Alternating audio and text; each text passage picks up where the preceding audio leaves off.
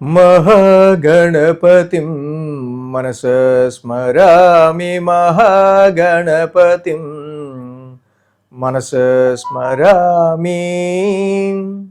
Dear creations family అందరికీ నా హృదయపూర్వక ధన్యవాదాలు. అలాగే ఈ యొక్క వారం మార్చ్ ఎండింగ్ 29వ తారీఖు నుంచి ఏప్రిల్ 4వ తారీఖు వరకు కూడా ద్వాదశ రాశుల వారికి సంబంధించి రాశి ఫలాలు, ఈ యొక్క వార ఫలాలు ఈ వారానికి సంబంధించి ఎలా ఉండబోతున్నాయి అంటేనే చూద్దాం.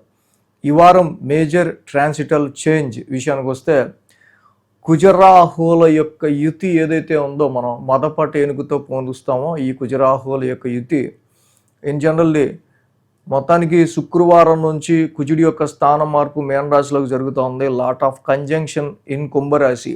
5 గ్రహాలు కుజుడు, రవి, శుక్రుడు, బుధుడు, రాహుతో పాటు జనవరి నుంచి నెమ్మదిగా ఫిబ్రవరికి మొత్తం టోటల్గా కంజంక్షన్ యొక్క పవర్ ఎలా ఉందో మనం చూసాం.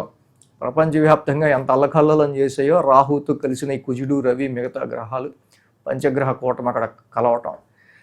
So Rahu is the గ్యాసీ planet ఎప్పుడైతే ఫైరీ ప్లానెట్స్ కలిసాయో సో ఇక్కడ మనకి దానికి సంబంధించిన రిజల్ట్సే బయటకు వచ్చింది.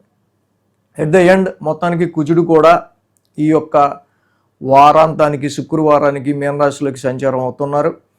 ఇక మిగతా గ్రహాల విషయానికి వస్తే మేషరాశిలో శుక్రుడి యొక్క సంచారం, మిథున రాశిలో గురుడి యొక్క సంచారం, అలాగే సింహరాశిలో కేతువు యొక్క సంచారం, కుంభరాశిలో కుజుడు, అలాగే బుధుడు, రాహువు గోచారంలో ఉన్నారు. ఇక రవి కూడా మీనరాశిలో సంచారంలో ఉన్నారు. శని 2025 మార్చి నుంచే ఇక్కడ మీనరాశిలోకి ఆయన ఎంటర్ అయి ఉన్నారు. సో ఈ విధమైన గ్రహస్థితి ఆధారంగా ద్వాదశ రాశుల వారికి సంబంధించి రాశి ఫలాలు ఈ వారం ఎలా ఉండబోతున్నాయి ఏంటి ఈ గోచారం ఆధారంగా మనం చూద్దాం. వృశ్చిక రాశి వారికి సంబంధించి చూద్దాం. వృశ్చిక రాశి వారికి సంబంధించి వస్తే కనుక ఈ వారం వీరికి అనుకూలిస్తున్న గ్రహాలు చతుర్థంలో బుధుడు, దశమంలో కేతువు 2 గ్రహాల యొక్క అనుకూలత ఉంది. అలాగే 9, 10, 11, 12 స్థానాల మీదుగా చంద్రుని యొక్క సంచారం ఉంది ఈ రాశి వాళ్ళకి. సోమ, మంగళ, బుధ, గురు.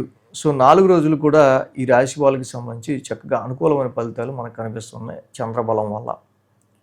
వారం ప్రారంభం భాగ్యస్థానంలో చంద్రుని యొక్క సంచారం, 9th హౌస్లో చంద్రుని యొక్క సంచారం ఏదైతే ఉందో ఈ రాశి వాళ్ళకి సంబంధించి మెయిన్గా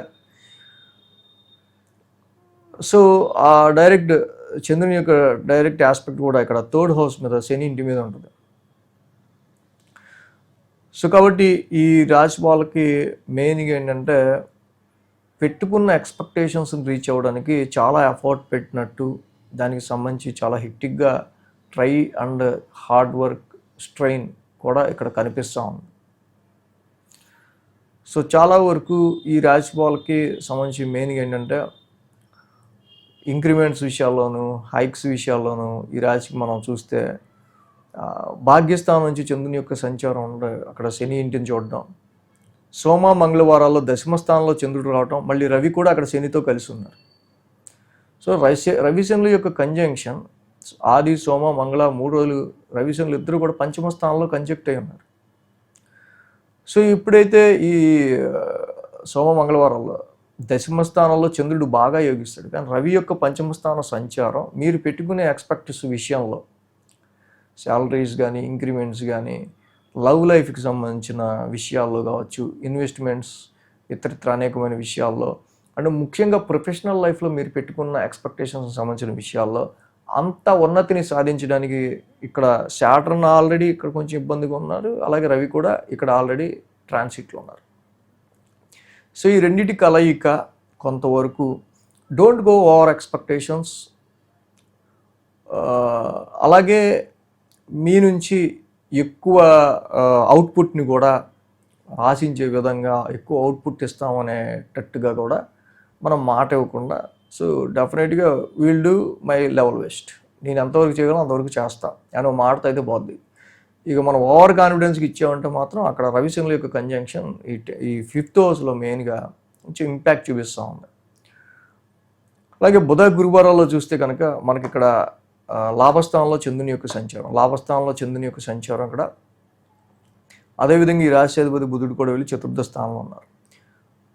సో ఓకే, బుధుడు జనరల్గా 4th స్థానంలో యోగిస్తారు, కానీ అక్కడే కుజుడు కూడా ఉన్నారు మళ్ళీ. సో ఇక్కడ మెయిన్ ఈ కుజుడి యొక్క ట్రాన్సిట్ కూడా అక్కడే ఉంటాం. కొన్నిసార్లు మీ ఫ్రెండ్స్తో, మీ నెట్వర్క్ సర్కిల్లో ఉన్న వాళ్ళతో, అలాగే ఇన్లాస్, అత్తగారు మామగారు ఇన్లాస్తో కావచ్చు, ఇలాగ కొన్ని సందర్భాల్లో డొమెస్టికల్గా మీ యొక్క మానసిక ప్రశాంతతకి సంబంధించిన విషయాల్లో కొంత ఈ బుధ గురువారం అనేది చిన్నపాటి ఎఫెక్ట్స్ మీ ఫ్రెండ్స్, మీ నెట్వర్క్ సర్కిల్, మీతో పాటు ఉండే వాళ్ళకి సంబంధించిన విషయాల్లో వచ్చిన చిన్నపాటి అది ఎప్పుడూ లేనిది పడకపోవటం అంటాం కదా, దానివల్ల కొంచెం ఎమోషనల్గా ఫీల్ అయ్యే ఆస్కారాలు బుధ గురువారాల్లో మనకు కొంచెం కనిపిస్తూ ఉంది.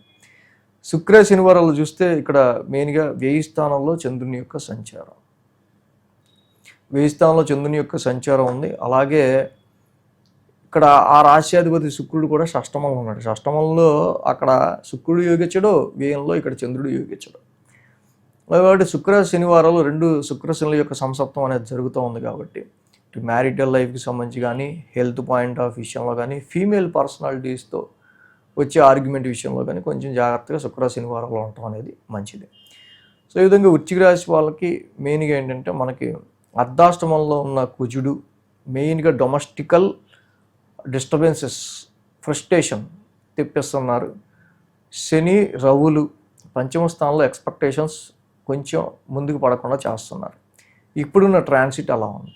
సో కాబట్టి ఇక్కడ మెయిన్ ఏంటంటే ధరణీ గర్భ సంభూతం, కుజుడికి కుజనవగ్ర శాంతి మంత్రం చదువుకోవడం, శనికి రవికి ఇద్దరికి కూడా తప్పకుండా వాళ్ళిద్దరు అధిదేవత అయిన పరమశివుణ్ణి కొలవటం, శివాలయ దర్శనం చేసుకోవటం, నీలాంజన సమాభాసం, జపాకుస్మ సంకాసం, ఈ రెండు నవగ్రహ శాంతి మంత్రాలు కూడా చదువుకోవటం ఈ వారం వృశ్చిక రాశి వారికి ఇంకా మంచి బెటర్ రిజల్ట్స్ని ఇచ్చే ఆస్కారాలు ఉంటాయి. ఈ వీడియో కనుక మీకు నచ్చినట్లయితే లైక్ చేయండి, షేర్ చేయండి. మరిన్ని అప్డేట్స్ కోసం సబ్స్క్రైబ్ చేయడం మాత్రం మర్చిపోకండి.